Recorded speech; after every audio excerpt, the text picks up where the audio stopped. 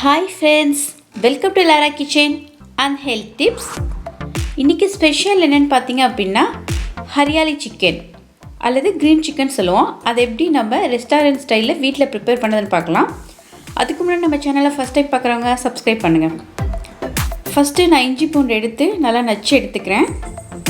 இஞ்சி ஒரு 2 இன்ச் அளவு இருந்தால் போதும். பூண்டு ஒரு 5-6 பல் போட்டு நல்லா நச்சு எடுத்துக்கலாம். இஞ்சி பூண்டு பேஸ்ட்டு பாருங்கள். இஞ்சி நச்சுட்டு இப்போ நான் பூண்டை போட்டு நச்சிட்ருக்கேன். இஞ்சி பூண்டு விழுது நம்மளுக்கு ரெடி ஆகிடுச்சு. 1 கப் தயிர், 1 கைப்பிடி அளவு புதினா கொத்தமல்லி, காரத்துக்கு ஏற்ற மாதிரி நான் 12 பச்சை மிளகாய் சேர்த்துருக்கேன். உங்களுக்கு இன்னும் காரம் அதிகம் வேணும் அப்படின்னா நீங்கள் அதிகப்படுத்தலாம். இது எல்லாத்தையும் நம்ம ஒரு மிக்ஸி ஜாரில் ட்ரான்ஸ்ஃபர் பண்ணிக்கலாம். நம்ம இதில் கொஞ்சம் கூட தண்ணிலாம் ஊற்ற கிடையாது, தயிர் ஊற்றி தான் அரைக்க போகிறோம். இது எல்லாத்தையும் நம்ம நல்லா பேஸ்ட்டாக அரைச்சி எடுத்துக்கலாம். பாருங்கள், இந்த மாதிரி ஃபைன் பேஸ்ட்டாக அரைச்சி எடுத்துக்கலாம். பார்க்குறதுக்கே எவ்வளோ நல்லா க்ரீன் கலராக இருக்குது பாருங்கள். அதுக்கப்புறம் கடாயில் நான் ஒரு 2 டேபிள் ஸ்பூன் எண்ணெய் விட்டு எண்ணெய் நல்லா சூடேறினதுக்கப்புறம் பட்டை, கிராம்பு, ஏலக்காய், பிரியாணி இலை, கல்பாசம் பூ இது எல்லாத்தையும் போட்டு வறுத்துக்கலாம்.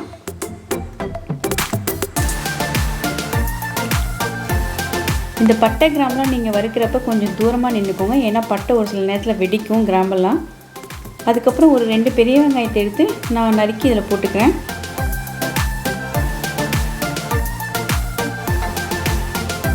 வெங்காயத்தை நல்லா கிளறி விட்டுக்கோங்க.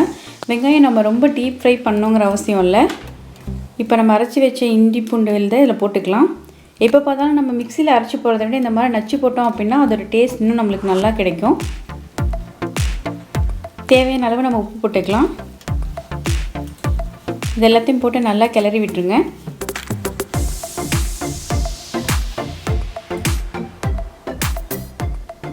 நான் ஒரு 1/2 கிலோ சிக்கன் எடுத்து நல்லா கழுவி சுத்தம் பண்ணி வச்சுருக்கேன். அதை இதில் போட்டு இப்போ நம்ம நல்லா கிளறி விட்டுக்கலாம்.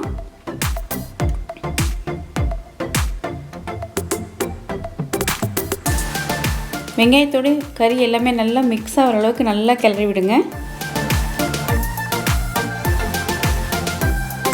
பாருங்கள், கறியோட கலரே மாறிடுச்சு. எவ்வளோ தண்ணி விட்டுருக்கு பாருங்கள். நான் கொஞ்சம் கூட தண்ணியே சேர்த்தலாம், ஆனால் எவ்வளோ தண்ணி விட்டுருக்கு. இப்போ இந்த ஸ்டேஜில் நம்ம சீரகத்தூளும் கரம் மசாலாவும் ஆட் பண்ணிக்கலாம். ரெண்டுமே ஒரு டேபிள் ஸ்பூன் இருந்தால் போதும். இதெல்லாம் போட்டு நல்லா மிக்ஸ் பண்ணி விட்டுக்கோங்க. பாருங்கள், எல்லாமே நல்லா மிக்ஸ் ஆகி வந்திருக்கு. இதில் நம்ம மஞ்சள்தூள் சேர்க்க வேண்டாம். இந்த ஸ்டேஜில் நம்ம அரைச்சி வச்ச இந்த பேஸ்ட்டு இதில் மிக்ஸ் பண்ணிக்கலாம். இது எல்லாத்தையுமே நல்லா மிக்ஸ் ஆகிற அளவுக்கு கிளறி விட்டுருங்க. பாருங்கள், எவ்வளோ நல்ல வாசனையாக இருக்குது. பச்சை மிளகாய், புதினா, கொத்தமல்லி அந்த ஸ்மெல்லே அப்படியே தூக்குது ரொம்ப. இது எல்லாத்தையும் நல்லா கிளறி விட்டுருங்க. ஒரு 10லேருந்து 15 நிமிஷம் ஆல்ரெடி கறி பாதி இது வெந்துருச்சு. இப்போ நீங்கள் ஒரு 15 நிமிஷம் இதை மூடி போட்டு வேக வச்சுருங்க.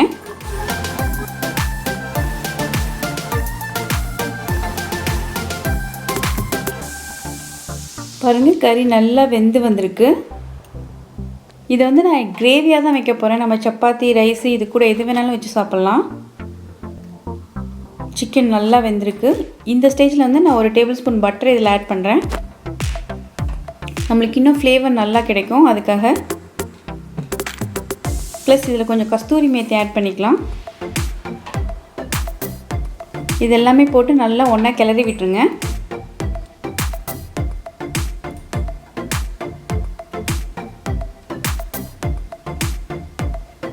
பாருங்கள், எல்லாமே நல்லா வெந்து சூப்பராக வந்திருக்கு. இப்போ நம்ம மேலே கொஞ்சம் கருவேப்பிலையை தூவி இதை நம்ம இறக்கி வச்சிடலாம். பாருங்கள், பார்க்குறதுக்கே எவ்வளோ எம்மியாக இருக்குது. நான் வீட் சப்பாத்தி ப்ரிப்பேர் பண்ணேன், அது கூட இதை சர்வ் பண்ணுறேன். நீங்களும் இதே மாதிரி உங்கள் வீட்டில் செஞ்சுட்டு எப்படி இருந்துச்சுன்னு எனக்கு கமெண்ட் பண்ணுங்கள். நம்ம சேனல் ஃபஸ்ட் டைம் பார்க்குறவங்க சப்ஸ்கிரைப் பண்ணுங்கள். பக்கத்தில் இருக்க பெல் ஐக்கானை கிளிக் பண்ணுங்கள். தேங்க்யூ.